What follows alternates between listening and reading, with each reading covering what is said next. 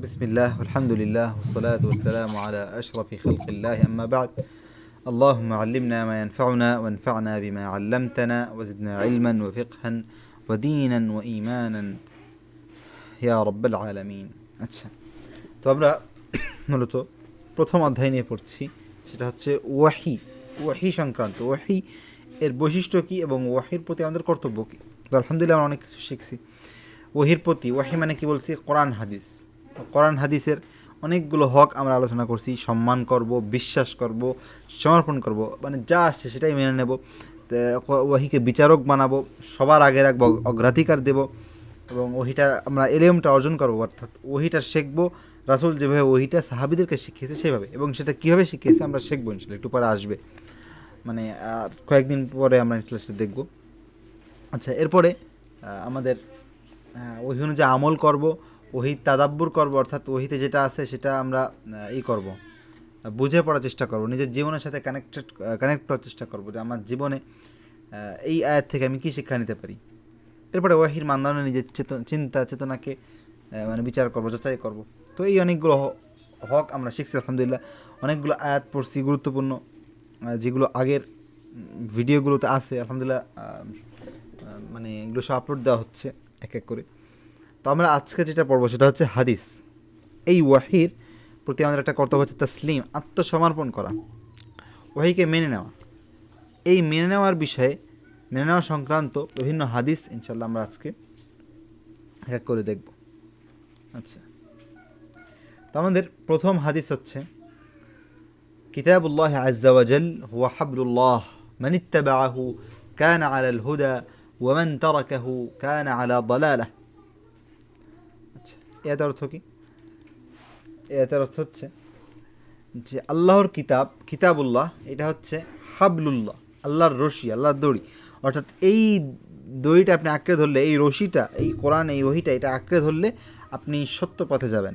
আপনি যেমন মনে করেন যে একটা ঘোড়া ছুটে চলছে, একটা ঘোড়া তার গন্তব্যে ছুটে চলছে, আপনি এখন সেই ঘোড়াটাতে একটা দড়ি বাঁধা আছে, আপনি যদি সেই দড়িটা ধরেন তাহলে আপনি মানে সেই ঘোড়াটা আপনাকে সঠিক পথে নিয়ে যাচ্ছে।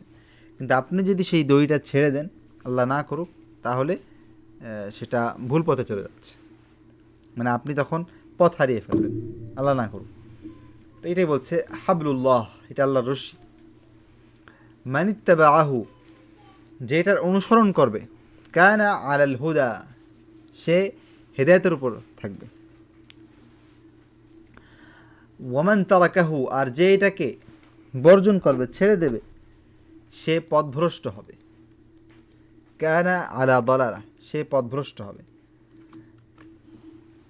তো এই আয়াত থেকে আমরা যেটা বুঝি যে আমরা যদি কোরআনকে, ওয়াহিকে ইত্তেবা করি, অনুসরণ করি, আমাদের জীবনের যেই বিষয়গুলো বলতে অনুসরণ করা বলতে কি আমরা যেগুলো বললাম, তাদাব্বুর করা, আমল করা, ওই অনুযায়ী চিন্তা করা, ওইভাবে জীবনকে সাজানো এবং ওহির সামনে নিজেকে আত্মসমর্পণ করা, এই যত কিছু পড়লাম, এই সব কিছু হচ্ছে ওহিকে অনুসরণ করা।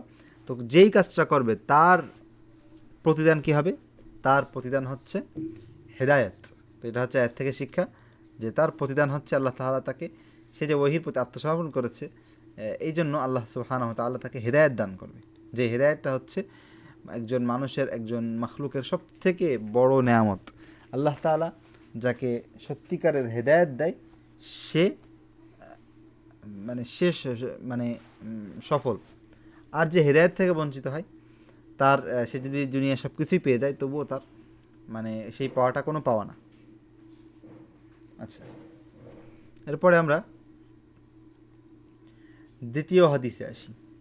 قال رسول الله صلى الله عليه وسلم لا ألفين أحدكم متكئا على أريكته يأتيه الأمر من أمري مما أمرت به أو نهيت عنه فيقول لا ندري ما وجدنا في كتاب الله اتبعناه।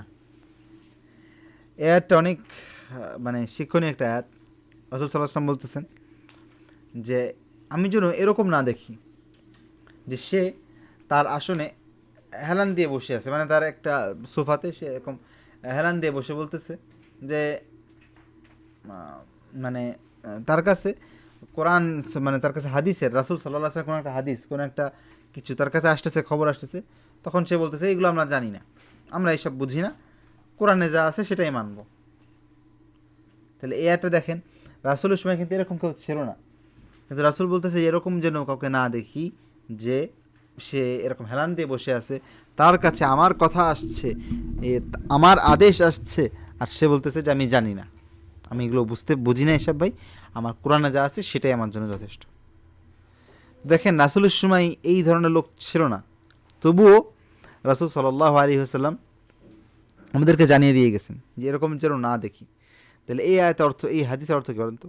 বর্তমান সময়ে এরকম সেম এই হাদিসে যে কথাগুলো বলা হয়েছে, এই ধরনের মানে ব্যক্তি দেখা দিয়েছে যারা বলছে যে আমরা শুধু কোরআনকে মানব, অথচ এই যে শুধু কোরআনকে মানব এই জিনিসটা, এই ফিতনাটা, মানে এটা হয়তো 100-200 বছরের বেশি পুরাতন না, মানে পুরাতন হলেও খুব রেয়ার, যেটা আমরা বর্তমানে এমন কিছু ফিতনা বের হচ্ছে যাদেরকে আমরা আহলে কোরআন বলি, অনেক সময় কোরআনিয়ুন বলা হয়, অথবা মুনকিরুল হাদিস, যারা হাদিস অস্বীকারী, তো তারা মানে বলে যে আমরা হাদিস মানব না, বিভিন্ন অজুহাত দেখায়, অথচ আল্লাহ রসুল বলেই দিচ্ছে এরকম যেন না দেখি, যে হাদিস মানব না এই গ্রুপ যেন তোমাদের মধ্যে কাউকে না দেখি।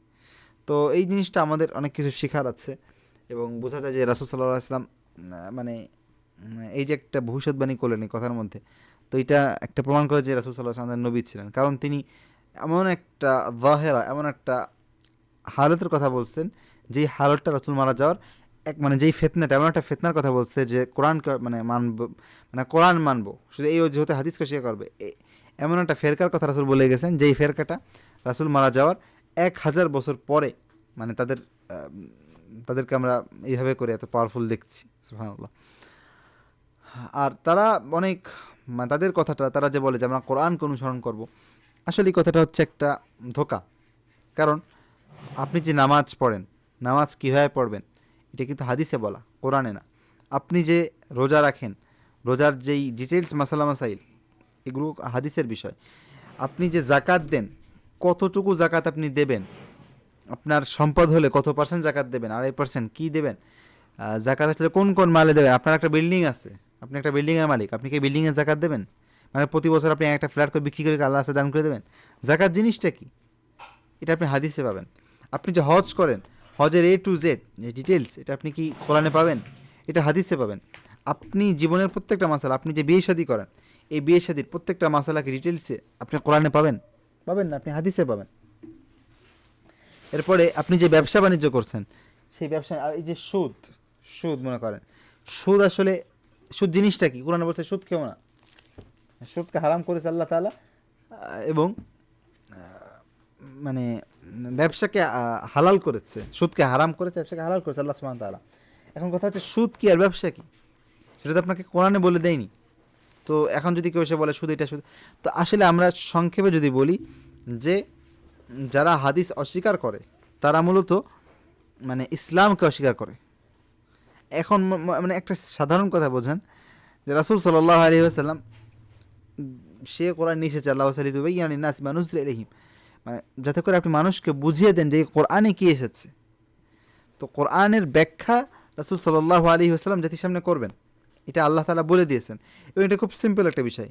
আপনি মনে করেন যে একজন ইঞ্জিনিয়ার, আপনি একটা কম্পিউটার বানিয়ে অথবা একটা জাপান থেকে, অথবা আপনি যে মালয়েশিয়া থেকে আপনি একটা কোনো একটা যন্ত্র বানালেন, কোনো একটা মেশিন অথবা কোনো একটা ইঞ্জিন, যে কোনো কিছু একটা তৈরি করলেন, মনে করেন যে একটা গাড়ি তৈরি করলেন কিংবা একটা প্লেন তৈরি করলেন। তো সেটা বাংলাদেশে যখন আসার পরে এটা কিভাবে চালাতে হবে, এটার জন্য কোম্পানি থেকে একটা মানে একটা কার্ড দিয়ে, একটা মানে কী বলবো, একটা ছোটো একটা বই মতন দিয়ে দেওয়া হলো, যেখানে কিছু দিক নির্দেশনা দেওয়া আছে। এখন যদি একদল লোক বলে যে না আমরা এই প্লেনটা চালাবো শুধু এই বইটা দেখে, আপনার থেকে আমরা কোনো কিছু শিখবো না, আপনার কোনো কথা গ্রহণ করব না, যারা এই কথা বলবে তারা কি কখনো এই প্লেনটা চালাতে পারবে? ট্রেনিং ছাড়া, একজন যে ব্যাখ্যা করবে ওই বইটা, সে ছাড়া কি কখনো তারা সেই যন্ত্র, সেই প্লেনটা চালাতে পারবে? কখনো পারবে না। তো সেমভাবে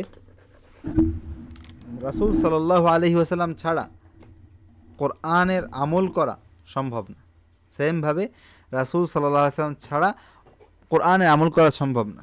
তো যদি এখন কেউ কিছু শয়তানের মতন যুক্তি দেখায় যে আমরা আপনাকে ইঞ্জিনিয়ারকে বলতেছি যে আমরা আপনাকে যদি অনুসরণ করি তাহলে ওই যে ছোট একটা বই আছে সেই বইটাকে আমরা অনুসরণ করা হচ্ছে না, এই কথাটা ভুল। আপনি যখন মানে ইঞ্জিনিয়ারকে অনুসরণ করবেন তখন কেমন যেন আপনি ওই বইটাকে অনুসরণ করলেন। তো এই জিনিসটা সামনেও আসবে। তো এই হাদিস থেকে আমরা বুঝতে পারছি যে মুনকিরুন হাদিস অস্বীকারী একটা দল বের হবে এবং রাসূল বলেছেন যে আমি যেন তোমাদেরকে এরকম না দেখি যে হেলান দিয়ে বসে থাকবা, হাদিস আসবে আর তোমরা বলবা যে এইসব বুঝি না, কোরআনে যা আছে সেই মানি। মানে মেন কথা হচ্ছে ঘুরায় পেঁচায় সোজা বাংলা হচ্ছে যে আমি কোরআন হাদিস মানবো না, আমি ইসলামকে মানি না। আল্লাহ মাফ কর, আল্লাহ মাফ কর, এটা কিন্তু কুফরি।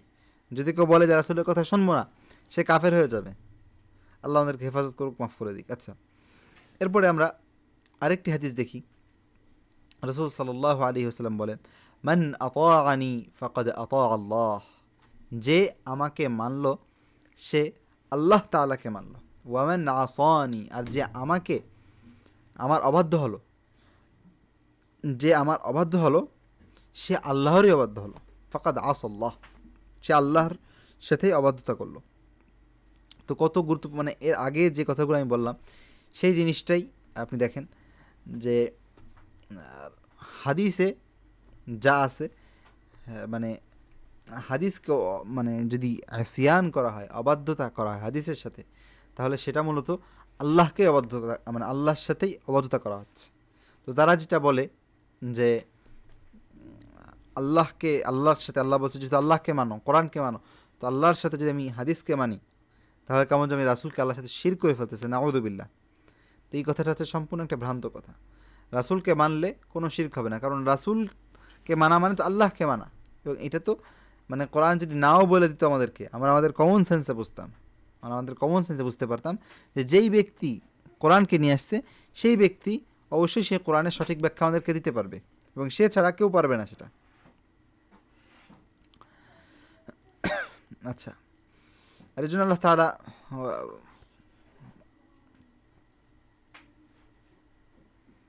আল্লাহ তাআলা বলছে যে মান ইউতি'র রাসূল ফাকাদ আতা আল্লাহ, যে রাসূলকে ইতাআত করলো, যে রাসূলকে ফলো করলো সে আল্লাহকে ফলো করলো। তো এরপর একটা হাদিস দেখেন, রাসূল সাল্লাল্লাহু আলাইহি সাল্লাম তার খুতবাতে প্রায় বলতেন, ইন্না খায়রাল হাদিসি কিতাবুল্লাহ, নিশ্চয়ই সর্বোত্তম বাণী হচ্ছে আল্লাহর কিতাব। ওয়া খায়রাল হাদyi, এবং সর্বোত্তম হাদি, হেদায়েত, পথ নির্দেশনা হলো মুহাম্মদ সাল্লাল্লাহু আলাইহি ওয়াসাল্লামের পথ নির্দেশনা। আর নিকৃষ্টতম কাজ হলো, আচ্ছা, ওয়া শাররাল উমুরি মুহদাসাতুহা, আর নিকৃষ্টতম কাজ হচ্ছে, সবথেকে খারাপ কাজ হচ্ছে মুহদাসাতুহা, যে দিনের মধ্যে ইহদাস করা, মুহদাস করা মানে নতুন নতুন জিনিস ইসলামের মধ্যে নিয়ে আসা, নতুন নতুন জিনিস ইসলামে নিয়ে আসা। ওয়া কুল্লা মুহদাসাতিন বিদআহ, প্রত্যেকটা নতুন জিনিসই বেদাত। তো এইটার ব্যাখ্যা অনেক দীর্ঘ, আসলে বেদাত কি জিনিস, বেদাত। তবে মেন কথা হচ্ছে যেটা ধর্মের মধ্যে, মানে ধর্মের জন্য যদি কিছু করা হয়, যেমন দেখেন আমরা একটা মাইক তৈরি করলাম, আমরা যে অনলাইনে পড়াচ্ছি, আমরা প্রতিষ্ঠান তৈরি করছি, মাদ্রাসায় পড়াচ্ছি, আমরা মানে বিভিন্ন বিভিন্ন কিছু করছি, এই জিনিসগুলো কিন্তু কি না ধর্মের মধ্যে বৃদ্ধি না, মানে ধর্মকে চেঞ্জ করা হচ্ছে না, বরং ধর্মের জন্য, ধর্মের উপকারের জন্য কিছু করছি আমরা। কিন্তু সরাসরি ধর্মের মধ্যে কোনো চেঞ্জ হয় না। মনে করেন যে কেউ নামাজে 5 রাকাত বানালো, রাসূল সাল্লাল্লাহু আলাইহি ওয়াসাল্লাম মিলাদ কিয়াম করেননি, রাসূল সাল্লাল্লাহু আলাইহি ওয়াসাল্লাম নিজের জন্ম মানে 23টা বছর নবী ছিলেন, কোনোদিন তার জন্মদিনের জন্য তিনি কোনো অনুষ্ঠান করেননি, অথচ আমাদের মধ্যে একদল লোক সেই রাসূলের জন্মদিন নিয়ে অনুষ্ঠান বানিয়ে ফেলছে। কেন? এটা তো বেদাত। তো রাসূল যেই কাজটা করেননি সেই জিনিসটা করাটা হচ্ছে বেদাত। মদিনাতে যখন রাসূল সাল্লাল্লাহু আলাইহি ওয়াসাল্লাম আসলেন তখন দেখলেন যে মদিনাবাসীর মধ্যে তারা ঈদের তাদের মানে তাদের একটা উৎসব চলতেছে, উৎসব। তখন আমাদের রাসূল সাল্লাল্লাহু আলাইহি ওয়াসাল্লাম তাদেরকে বললেন যে এগুলো কি? তখন তারা বললো যে আমাদের উৎসব। তখন তো রাসূল বললেন যে আল্লাহ তাআলা তোমাদেরকে এই উৎসবগুলো পরিবর্তন করে তোমাদেরকে দুটো উৎসব দিয়েছে, ইসলামের দুটো উৎসব। সেটা কি? ঈদুল আযহা অর্থাৎ ঈদুল আযহা এবং ঈদুল ফিতর। তো এরপরে যদি এসে কেউ অন্য কোনো উৎসব নিয়ে আসে তাহলে সেটা কী হবে? সেটা বেদাত হবে। কেননা উৎসব করাটা এটা একটা ধর্মের উৎসব মানে হচ্ছে আপনি একটা উৎসব একটা অনুষ্ঠান করেন, অনুষ্ঠানের সমস্যা নেই, কিন্তু একটা জাতিগতভাবে পুরা এলাকার মানুষ আপনার একটা দিনকে ধার্য করে সেই দিনটাকে উৎসবের জন্য তৈরি করবেন, সেটা আপনি এক দিবস নাম দেন, বিজয় দিবস, স্বাধীনতা দিবস হোক, মানে দুনিয়ার যে কোনো দিবসই হোক না কেন, এই সবগুলোই কিন্তু একটা উৎসবের মধ্যে, একটা ঈদের মধ্যে পড়ে।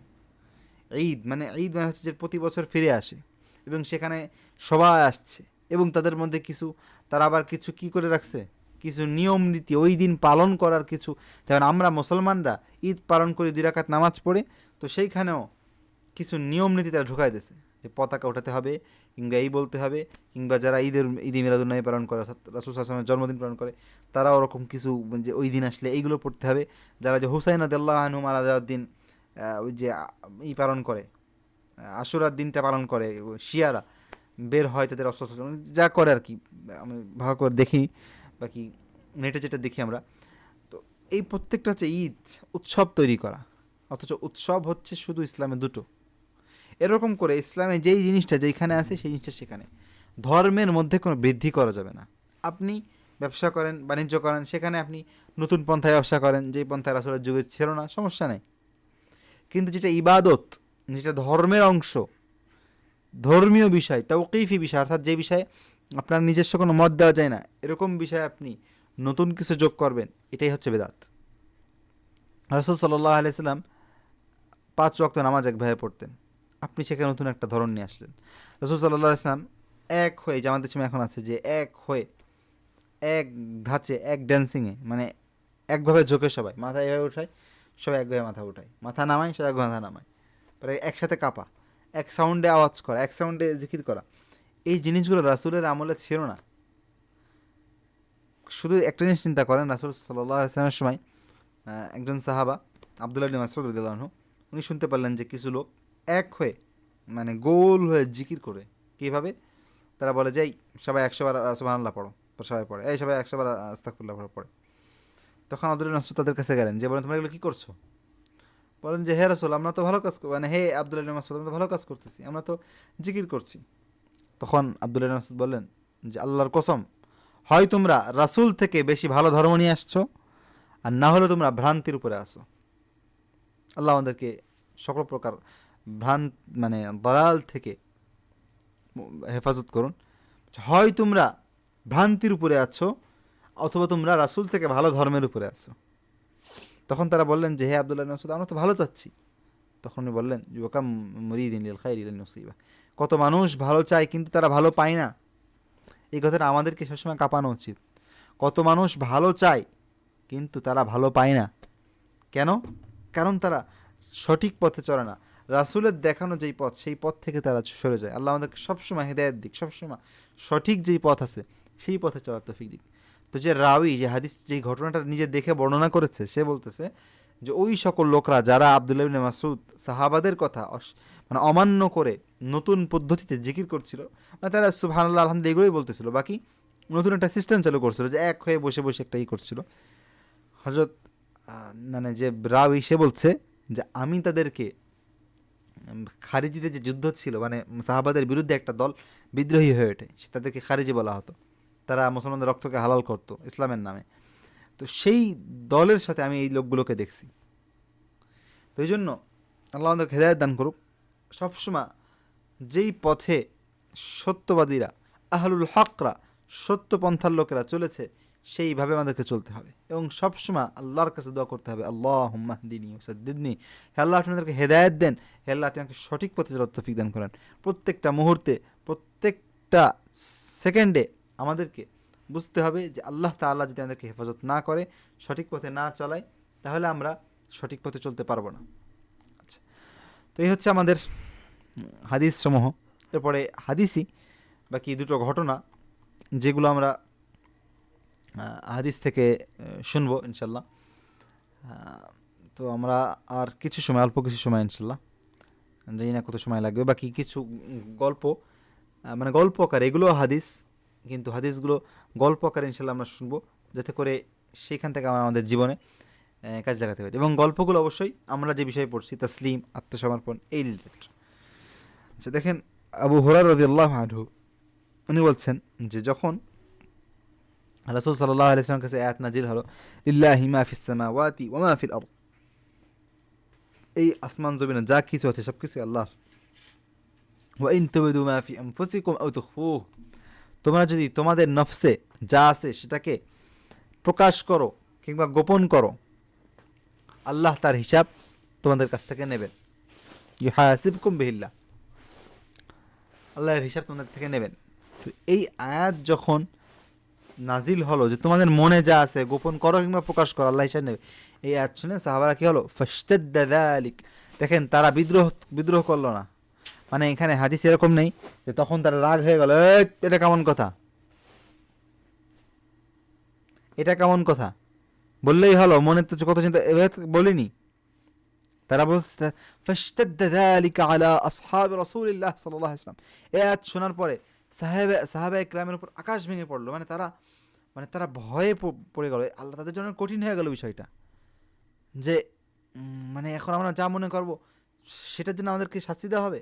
তারা কিন্তু বিদ্রোহ করেনি, বরং তারা টেনশনে পড়ে গেল। কেন? কারণ তারা জানে যে আমরা গোলাম, আমরা আল্লাহর বান্দা,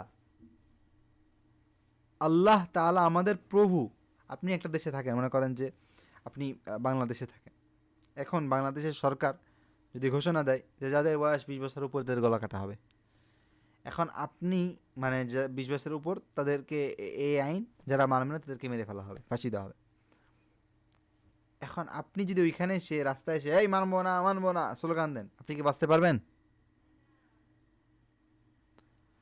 জি না। না, বাঁচতে পারবেন না। তো তারা জানে যে এইখানে আমি হ্যাঁ না, যেটা আমার আল্লাহ তাআলা আমার উপরে, আমার রব, মানবো না, এখানে মানতে হবে। আমি শুধু তারা টেনশনে পড়ে গেছে কেমনে মানবো। কিন্তু আমাদের বর্তমান যুগে কিছু মানে আল্লাহ মাফ করে যাদের ইমান দুর্বল, আমাদের অনেকে, তারা অনেক সময় কী করে, আচ্ছা এটা কেন মানবো, আচ্ছা ওইটা কেন মানবো, আচ্ছা জিনিসটা আমার পছন্দ হয় না, আচ্ছা জিনিসটা আমার এরকম লাগে, তো এরকম লাগে ওরকম লাগে আমার মনে হয়, আল্লাহর সামনে আমার মনে হয় বলার কে আমি? আল্লাহ যে তোমার আমাকে বাঁচায় রাখছে, আমাকে নিঃশ্বাস নেওয়ার তৌফিক দিয়েছে, এর থেকে বড় নেওয়াত কি হতে পারে? আল্লাহ যদি ঘোষণা দেয় যে তুমি যদি, যেমন বনী ইসরাঈলের ছিল যে না পাক লাগলে জামা পোড়ায় ফেলতে হবে, কাপড় ধুতে হবে না, তুমি কি করতে? আল্লাহ যদি সেই হুকুম তোমাদের দিত, তুমি কি করতে? তো আল্লাহ তাআলা যা দিয়েছে সেটা নিয়ে আমাদের সন্তুষ্ট থাকতে হবে। এখানে বলার কোনো মানে অপশন নেই।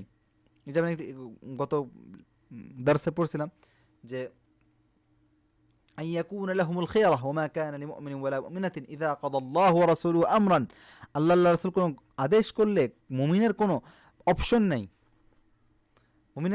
নেই, সে বলতে পারবে না যে মানে আমি মনে হয় না, এরকম কিছু না। তো এখানে হাদিসে আসছে যে ফাশতাদ্দা যালিকা আলা আসহাবি রাসূলিল্লাহ সাল্লাল্লাহু আলাইহি ওয়াসাল্লাম, রাসূল সাল্লাল্লাহু আলাইহি ওয়াসাল্লামের সাহাবাদের উপরে বিষয়টা অনেক জটিল হয়ে গেল। আমার কথা কি শোনা যাচ্ছে? জি ভাই, জি আচ্ছা, শোনা যাচ্ছে। তখন যেটা পড়ছি যে সাহাবাদের জন্য জিনিসটা অনেক কঠিন হয়ে গেল। তখন তারা রাসূল সাল্লাল্লাহু আলাইহি ওয়াসাল্লামের কাছে আসলেন এবং বারাকু আলার রুকাব, এই শব্দটা কত যে মানে গভীর শব্দ সেটা আমরা হয়তো মানে বুঝতে পারছি না। তুম্মা বারাকু আলার রুকাব, তারা হাঁটু গেড়ে বসলেন রাসূলের সামনে। তারা সেই মোহাম্মদ কই, না নাউযুবিল্লাহ, এখনের মতো মুনাফিকদের মতন না যে হুজুরে ফতোয়া দিয়েছে, এই ওয়াজে যদি হুজুরের কথা পছন্দ না, এই হুজুর রাজনীতি নিয়ে কথা বলবেন, এই হুজুর হ্যান নিয়ে কথা বলবেন, এই হুজুর কোরআন হাদিস দিয়ে কথা বলবেন। মানে আল্লাহর রাসূল এর দিনকে তারা আদেশ দেয়, এটা এমনি করবেন, এমনি চলবেন, এটা করবেন না, ওইটা করবেন না। কিন্তু তারা সেটা করেনি। তাদের ভয় লাগছে, তাদের মধ্যে আরে মানবো কেমন এই কথা। তারা বসে পড়ছে রাসূলের সামনে এসে, বারাকু আলা রুকাব, হাঁটু গেড়ে বসে পড়লেন এবং বললেন যে হে রাসূলুল্লাহ, কুল্লিফনা মিনাল আমালি মা নুতিক, আমরা যেগুলো করতে পারি আমরা সেইগুলো মানে আমরা যেমন কিছু কাজ আমরা করতে পারি সেগুলো আমাদেরকে দায়িত্ব দেওয়া হয়েছে। যেমন সালাহ, নামাজ, সিয়াম অর্থাৎ রোজা, জিহাদ, সাদাকাত, এগুলো আমরা পারি। বোঝেন, তারা নামাজ পারে, রোজা রাখতে পারবে, জিহাদও করতে পারবে, অর্থাৎ রক্ত দিয়ে মরতেও তারা রাজি আছে, বাস সমস্যা নেই। কিন্তু আপনার কাছে আয়াতটা নাজিল হয়েছে, ওয়াকাদ উনজিলাত আলাইকা হাযিহিল আয়া, আপনার কাছে একটা আয়াত নাজিল হয়েছে, এই আয়াতটা তো আমরা মানে এই আয়াতটা তো আমরা আমল করতে পারতেছি না, মানে এইটা তো আমাদের মন তো কন্ট্রোলে নাই। মন কন্ট্রোলে আছে আমাদের, নফসের কন্ট্রোল তো নেই। তখন রাসূল সাল্লাল্লাহু আলাইহি ওয়াসাল্লাম বললেন যে আতুরিদুনা আন তাকুলু কামা ক্বালা আহলুল কিতাবাইন মিন ক্বাবলিকুম সামি'না ওয়া আসাইনা, তোমাদের আগে যারা ছিল আহলে কিতাব তাদের মতো তোমরা করতে চাও, যে তোমরা বলবা যে শুনেছি এবং অমান্য করেছি, তোমরা কি সেরকম হতে চাও? বাল কুলু, বরং তোমরা বলো সামি'না ওয়া আতা'না, হে আল্লাহ আমরা আপনার কথা শুনেছি এবং মেনেছি, আপনার কথা আমাদের কাছে পৌঁছেছে।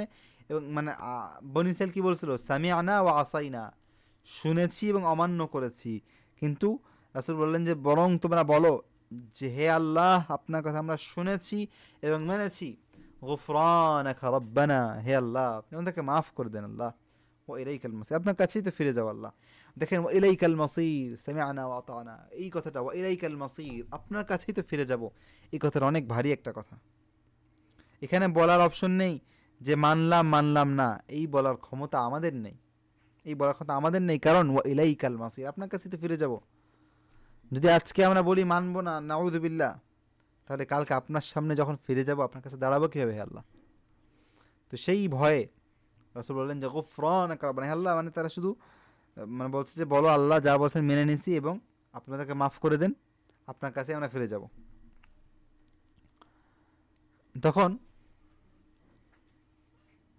যখন তারা এটা বললেন, ফালাম্মা ইক্তারাআহাল কওম, তারা যখন এটা বললেন তখন তাদের যেটা হলো যাল্লাত বিহা আলসিনাতুহুম, মানে তাদের জবান যখন মানে তারা যখন ছোট হলো, তাদের জবান ছোট হলো, যাল্লাত বিহা আলসিনাতুহুম, এর অর্থ হচ্ছে যে তারা মানে এই কথাটা দেখেন তারা মানতে পারতেছে না, মানে তাদের মন তো কন্ট্রোলে নেই, এরপরেও তারা বলছে আল্লাহ যা বলছেন মেনে নিয়েছে। তো এরকম কঠিন একটা পরিস্থিতি যখন তারা বলতেছে মুখ দিয়ে, এবং তারা আরও কি বলতেছে যে সামি'না ওয়া আতা'না, আল্লাহ মেনে নিয়েছি, আল্লাহ যা বলছেন মেনে নিয়েছি, তো এরকম অবস্থা যখন তাদের হচ্ছে তখন মানে যাল্লাত বিহা আলসিনাতুহুম, তখন তারা মানে ছোট হচ্ছে, তাদের জবান ছোট হচ্ছে। তখন আল্লাহ তাআলা নাজিল করলেন তাদের এই কাজের পরে, আমানা রাসূলু বিমা উনজিলা ইলাইহি মির রাব্বিহি ওয়াল মুমিনুন কুল্লুন আমানা বিল্লাহি ওয়া মালাইকাতিহি ওয়া কুতুবিহি ওয়া রুসুলিহি, অর্থাৎ মানে ঈমান এনেছে রাসূল সাল্লাল্লাহু আলাইহি ওয়াসাল্লাম, মানে রাসূল ঈমান এনেছে এবং রাসূলের সাথে যারা মুমিনরা আছে তারাও ঈমান এনেছে, যে আয়াতগুলো নাজিল হয়েছে, মানে একটু আগে যে আয়াতগুলো নাজিল হলো কয়েকদিন আগে, এগুলোর প্রতি তারা বিশ্বাস এনেছে, তারা ঈমান এনেছে, তারা আল্লাহ রাসূল, ফেরেশতা, কিতাব সব কিছুর প্রতি ঈমান এনেছে। এবং তারা বলছে যে লা নুফাররিকু বাইনা আহাদিম মির রুসুলি, এবং তারা বলছে যে আমরা মানে কোনো বিষয়ে মানে কোনো নবী তাফরিক করি না, অর্থাৎ যেই নবী যা বলছে সকল নবীকে মানি। ওয়াকালু সামি'না, এবং তাদের এই কথাটা, তারা যে কথাটা বলছে সেটা আল্লাহ বলতেছে, ওয়াকালু সামি'না ওয়া আতা'না, এবং তারা বলল যে আমরা মেনে নিয়েছি, সামি'না ওয়া আতা'না, একটু আগে যেটা বললাম যে আমরা শুনেছি এবং মেনে নিয়েছি। গুফরানাকা রাব্বানা, হে আল্লাহ আপনি আমাদেরকে মাফ করে দেন আল্লাহ, যে গুফরানাকা রাব্বানা, হে আল্লাহ আপনি আমাদেরকে মাফ করে দেন, ওয়া ইলাইকাল মাসির, আপনার কাছেই তো আমরা ফিরে যাব।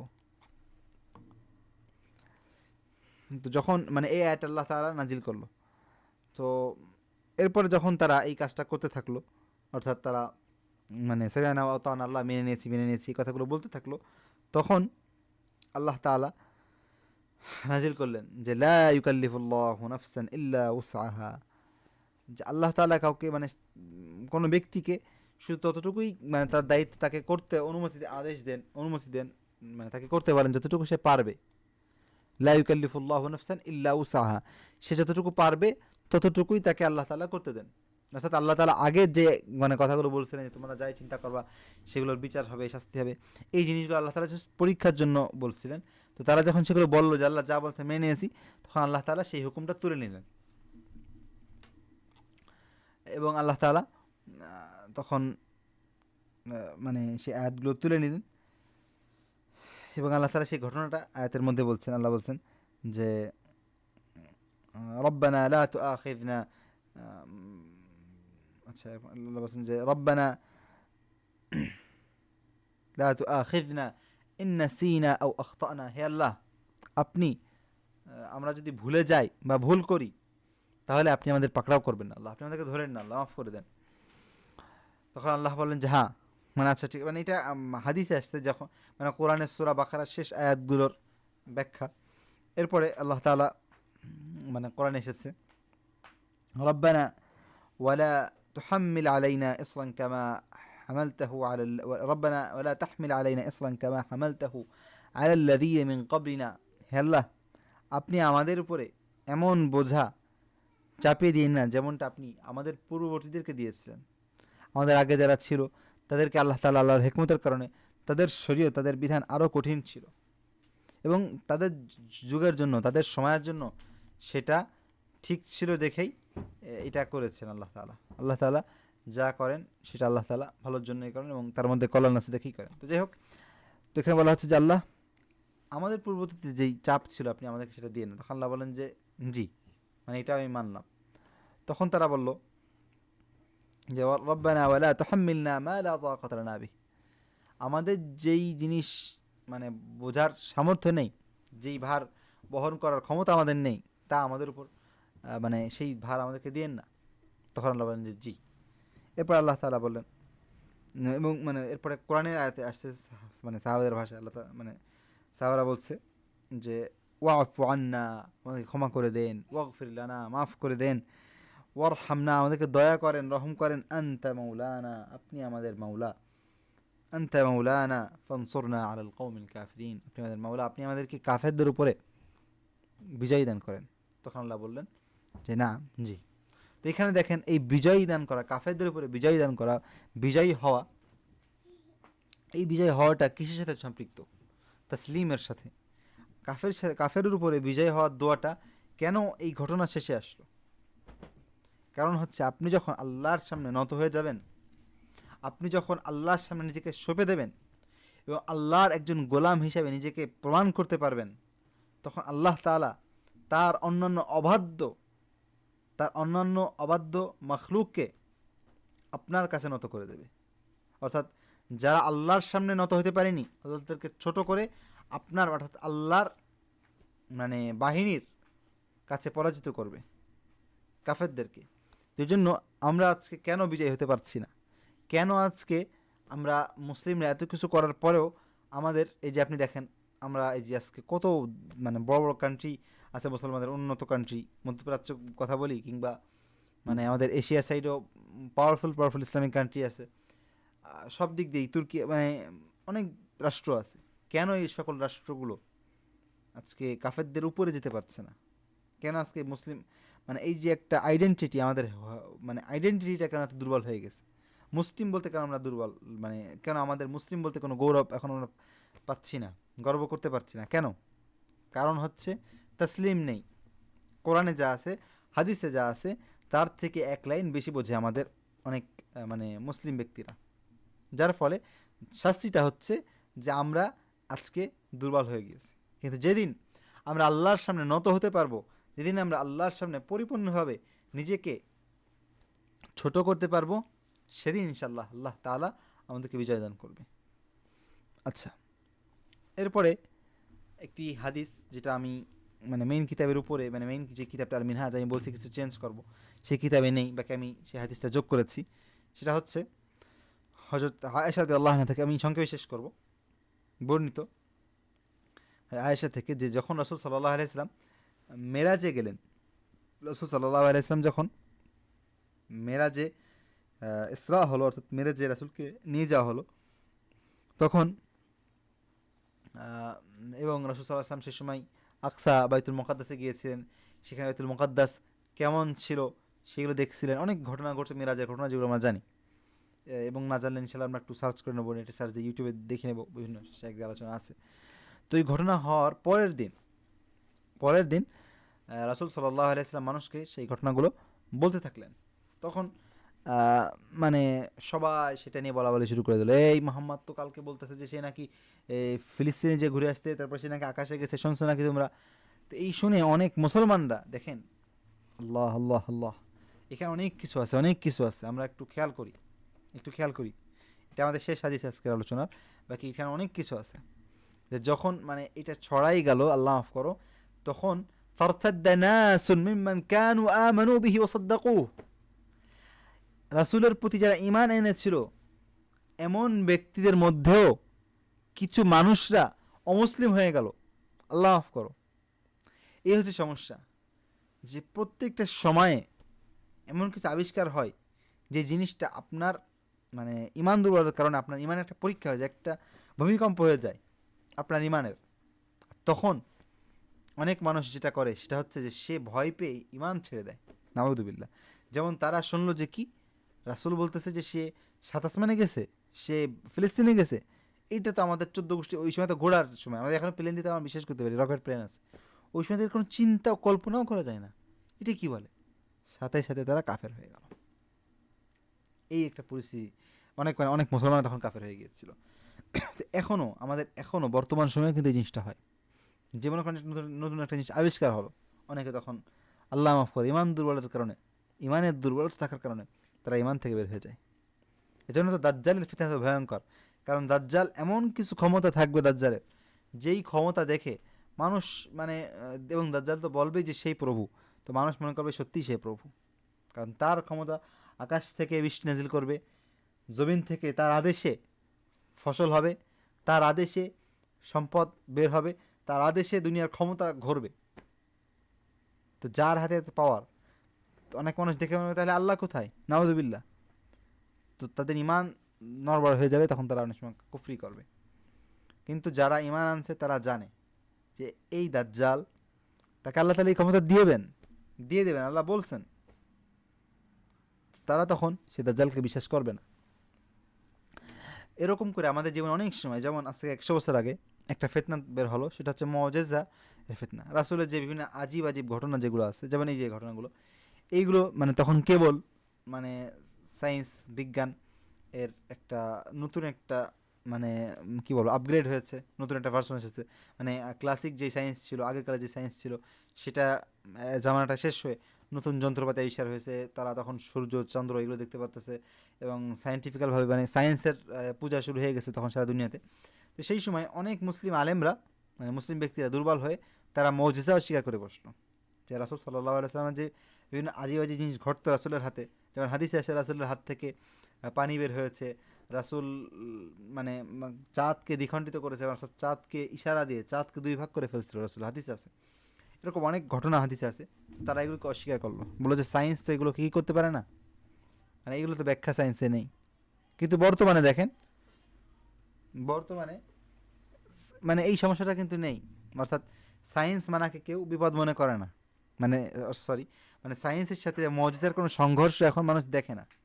কিন্তু সেই সময় তারা তখন মনে করলো যে কি বিজ্ঞান বলতেছে এই কথা, অথচ হাদিসে আসছে যে আঙ্গুল থেকে পানি বের হচ্ছে, এটা কেমন, এটা তো বিজ্ঞানের সাথে মেলে না। তো সেই সময় তারা বিজ্ঞান করে মনে করলো যদি না সব কিছু বিজ্ঞান ব্যাখ্যা করতে পারে, এজন্য তখন তারা কি করছিল, মুজিজা স্বীকার করছিল। কিন্তু এখন আবার জিনিসটা আমাদের কাছে সাধারণ, কারণ এটা সায়েন্সের সাথে কোনো সমস্যা না, হতেই পারে। এটা খুব সিম্পল, যে তার প্রথমের দিকে মানে মানে সায়েন্স জিনিসটা ব্যাখ্যা করতে পারবে না, আল্লাহ চাইলে তার আঙ্গুল সেটা করতেই পারে, একজন ব্যক্তির আঙ্গুল থেকে সেই পানি বের করতেই পারে। এখানে সায়েন্সের সাথে কোনো মানে সায়েন্সের ব্যাখ্যার অনেক উপরে এটা, সায়েন্স জিনিসটা ব্যাখ্যা করতে পারবে না, কারণ সায়েন্স জানে না এগুলোর ব্যাখ্যা, সায়েন্সের জানা নেই। তো সায়েন্স মানে সায়েন্স এখানে ছোট হবে, কারণ সায়েন্স জানে না এটার ব্যাখ্যাটা। কিন্তু সেই জামানায় মানুষের জন্য এটা ছিল অনেক কঠিন একটা পরীক্ষা। তো এরকম করে প্রতিটা সময় বিভিন্ন ফিতনা আসে, আল্লাহ আমাদেরকে এইসব ফিতনা থেকে রক্ষা করুক। তো দেখেন সেই সময় ফারতাদ্দা নাসু মিম্মান কানু আমানু বিহি ওয়া সাদ্দাকুহু, যারা অনেক ঈমান এনেছিল তারা কাফের হয়ে গেল, তারা মুরতাদ হয়ে গেল, আল্লাহ মাফ করো। তো তখন অবিশ্বাসীরা, এই যারা জানে না, তারা কি করলো, আবু বকর রাদিয়াল্লাহু আনহুর কাছে দৌড়ায় গেল, এবং তারা বলল যে আবু বকর, শুনছো নাকি তোমার বন্ধু কি বলেছে? সে দাবি করছে যে ইয়াজুমু আন্নাহু উসরিয়া বিহি লাইলা, গত রাত্রে নাকি সে নাকি তাকে নাকি মানে উসরিয়া বিহি, আল্লাহু আকবার, ইলা বাইতুল মাকদিস, তাকে নাকি উড়ায়, উসরিয়া মানে কি উপরে উঠায়, উড়ায় তাকে নাকি বাইতুল মুকাদ্দাসে নিয়ে গেছে। সেই জামানাতে উড়ানোর কনসেপ্টটা, উড়ে যে এক অঞ্চল থেকে আরেক অঞ্চলে যাওয়া, এটা কি সেই সময় ছিল? এখন আমাদের উড়ে এক এলাকা থেকে আরেক এলাকায় যাওয়া, এটা কি সিম্পল নাকি মানে নাকি আনকমন একটা বিষয়? খুব সিম্পল একটা বিষয়। আমি প্লেনে করে, হেলিকপ্টারে করে, কিছুদিনের মধ্যে দেখবেন যে আরও অনেক উন্নত বিভিন্ন যানবাহন আসবে, যেগুলোর মাধ্যমে এখনই অলরেডি আমরা দেখি যে নিজের বডির সাথে কোনো কিছু মানে লাগায় জাস্ট মানুষ মানে সুপারম্যানের মতো করে উঠতে পারতেছে। এই জিনিসটা হয়তো এখন কিছুটা কাল্পনিক, অথবা সেভাবে এখনও মানে মানুষের হাতে ওই ধরনের প্রযুক্তি সব মানুষের কাছে নেই, অ্যাভেলেবেল না। বাকি 20 বছর পরে আপনি হয়তো দেখতে পারেন যে একটা মানুষ উড়ে উড়ে অন্য জায়গায় যাচ্ছে। তো সেই সময় কিন্তু এটা ছিল না। ও সিরিয়া, এই ইসরা শব্দটা মানে এমনিতে সফর না, মানে এরকম না যে আমার টাইম মেশিনের মতো যে একটা গেটের মধ্যে ঢুকলাম আর একটা গেট থেকে বের হয়ে গেলাম, না। ও সিরিয়া বিহি, উড়ে, উড়ে, ইসরা মানে উপরে। তো উড়ে রাসূলকে উড়ায় নিয়ে যাওয়া হয়েছে। তো বলছে শুনছো নাকি কাহিনী, যে তোমাদের নবীকে নাকি উড়ায় নিয়ে বাইতুল মুকাদ্দাসে নিয়ে যাওয়া হয়েছে, অর্থাৎ ফিলিস্তিনে নিয়ে যাওয়া হয়েছে। তখন আবু বকর রাদিয়াল্লাহু আনহু তিনি বললেন, তিনি জিজ্ঞাসা করলেন যে আওয়া ক্বালা যালিক, সত্যি কি কথা বলেছে নাকি? তখন তারা বলল হ্যাঁ, সে নিজেই সে কথা বলছে। ক্বালু নাআম, তখন হযরত আবু বকর রাদিয়াল্লাহু আনহু এমন একটি কথা বললেন যেই কথাটা ইতিহাসে সবসময় স্মরণীয় হয়ে থাকবে।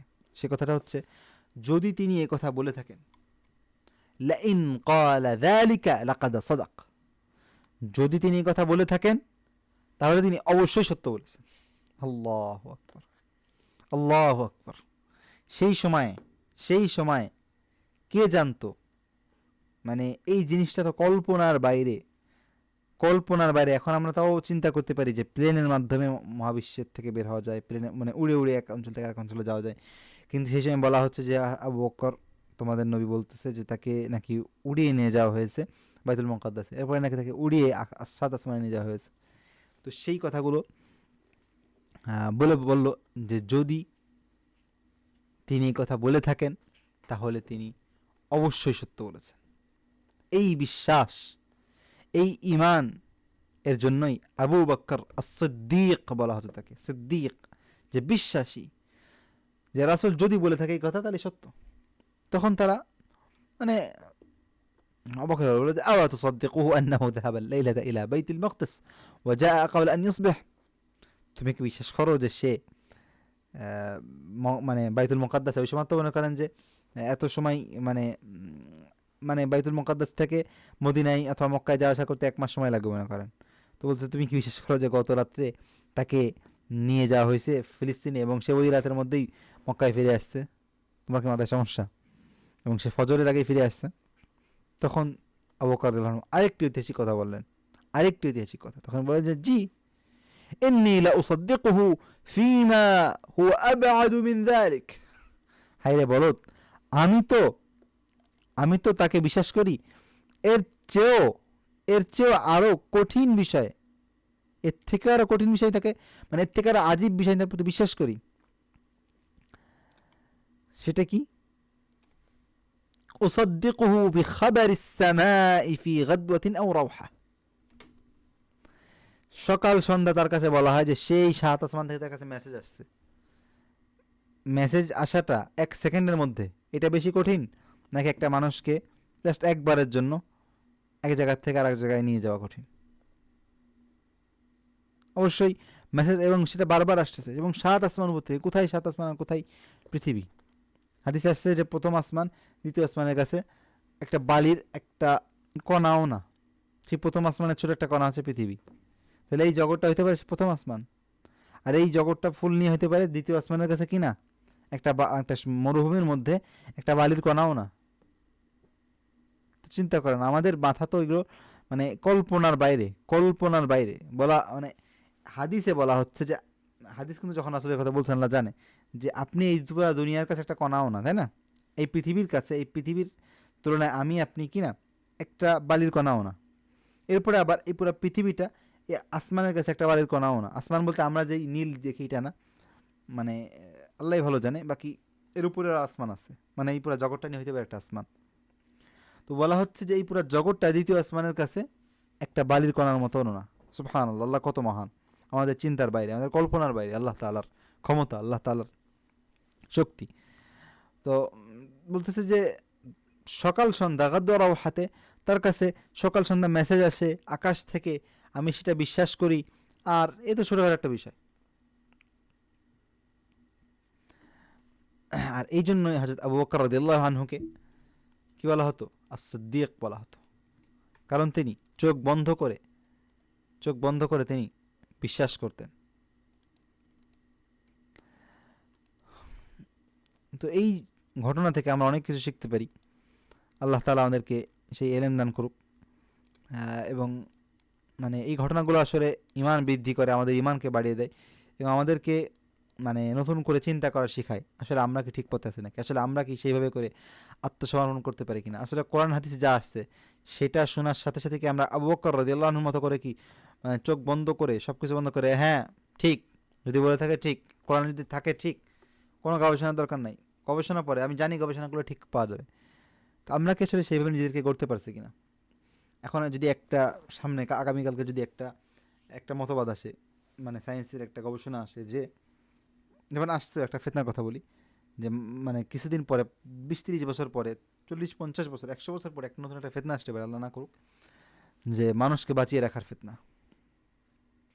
বলা হতে পারে যে মানুষকে চিরদিন, এটা কিন্তু কুফরি, আল্লাহ বলছে যে প্রত্যেকটা কুল্লু নাফসিন যায়কাতুল মাউত, প্রত্যেকটা মানুষই মরবে।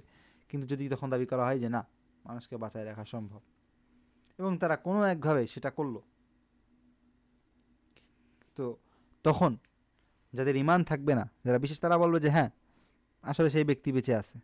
কিন্তু যাদের ঈমান থাকবে তারা বলবে যে না, সে অবশ্যই কিছু একটা হয়েছে, আমরা তার ব্যাখ্যা জানি না, কিন্তু কিছু একটা হয়েছে। তো এই জন্য আমি বলি, মানে বিজ্ঞানীরা বলছে যে এখন যেটা, যে তাদের যে থিওরিটা সেটা হচ্ছে যে তার রুহ, মানে রুহ তো বিশ্বাস করে না তারা, বাকি বলা হচ্ছে যে সে মারা যাবেই, বাকি তার বডিটাকে হয়তো সক্রিয় রাখতে পারবে কিনা সেটা জানি না। তবে আরেকটা জিনিস তারা বলে, তার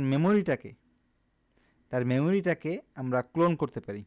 মানে এটা তারা সে উন্নত করার চেষ্টা করতেছে, যে আমরা যেভাবে চিন্তা করি, আমরা যেভাবে যা কিছু করি, এই জিনিসটাকে তারা কপি করে অন্য একটা রোবটের মধ্যে ঢুকে দিতে পারে। তো সেই রোবটটা তখন আমার মতো করে থাকবে, আমার মতো করে চলবে। এইটা হয়তো সামনে হইতে পারে, জানি না আমরা, কিন্তু কখনোই মানুষ মানে চিরদিন বেঁচে থাকবে না। তো যাই হোক, আমরা আমাদের আলোচনা শেষ করছি আলহামদুলিল্লাহ। আমরা এই মানে গুরুত্বপূর্ণ কিছু ঘটনা, কিছু হাদিস আমরা পড়ছি আলহামদুলিল্লাহ, শুকরিয়া। তো আজকে এই পর্যন্তই। জাযাকুমুল্লাহ খাইর। আসসালামু আলাইকুম ওয়া রাহমাতুল্লাহি ওয়া বারাকাতুহু।